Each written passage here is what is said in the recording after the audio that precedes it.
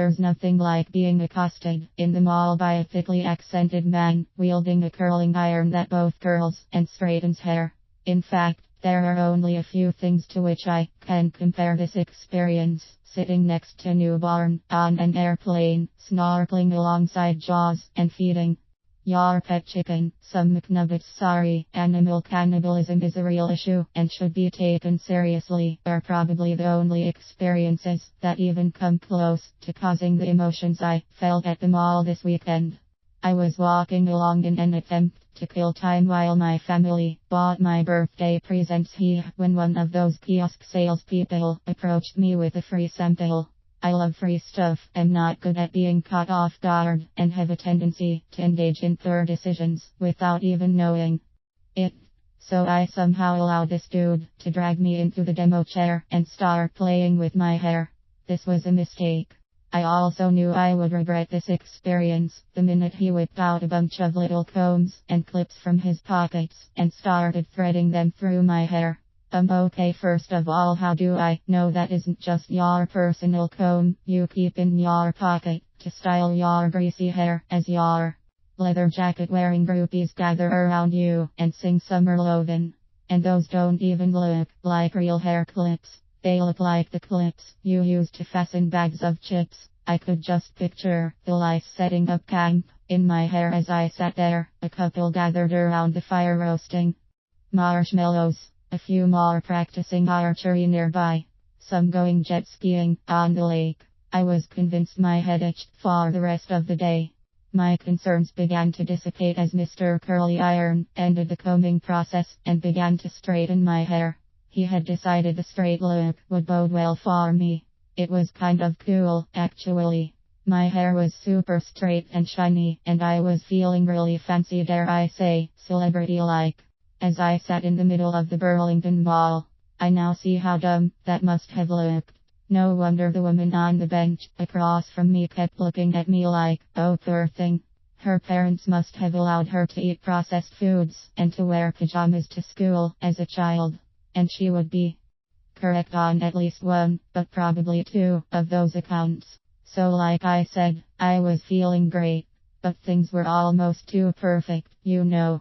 I knew it was only a matter of time before my hair would burn off, or the punk producers would come out, or I'd be arrested for taking part in some kind of drug deal diversion or something. And just like that, the perfect storm arrived. So Sophie, yes, I had told him my name.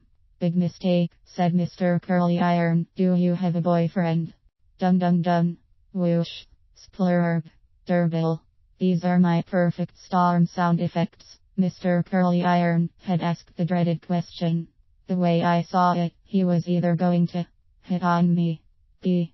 set me up with his cousin, Mr. Conair Crimper, or C. tell me that a boyfriend would come free with a purchase of $9.99 before tax, of course.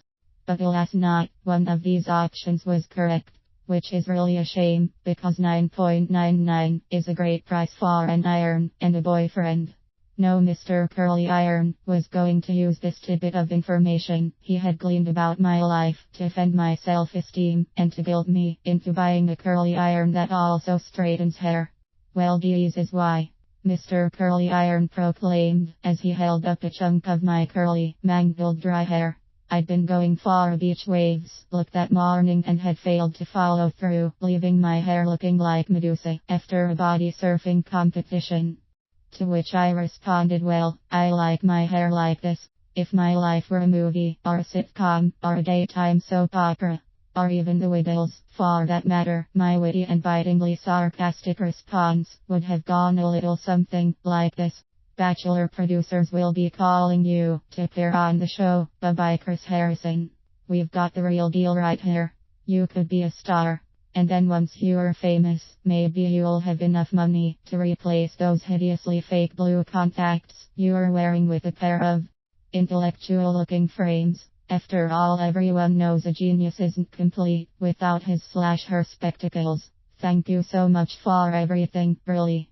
I mean, how would I have continued without you and your sage advice? Please allow me to buy all of these irons as a way to express Sophie picks up as many irons as she can carry and begins to throw them around the mall.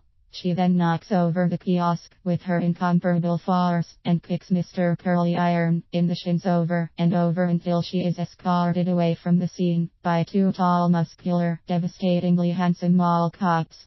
The people who witnessed her bravery applaud as she is whisked away. Several curly/wavy-haired women who saw the scene unfold begin to spray Mr. Curly Iron with pepper spray and chase the villain away from the mall. Mr. Curly Iron is banned from the selling of hair tools and takes up a long and lonely life as a freelance telemarketer. End.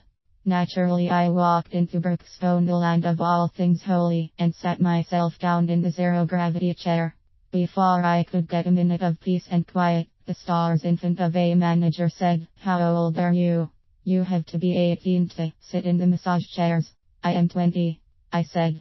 The poor frightened kid looked at my disheveled mane and gave me my second pity look of the day before deciding I was a lost cause and walking away. Curly hair and a massage chair. So this is the big 2-0.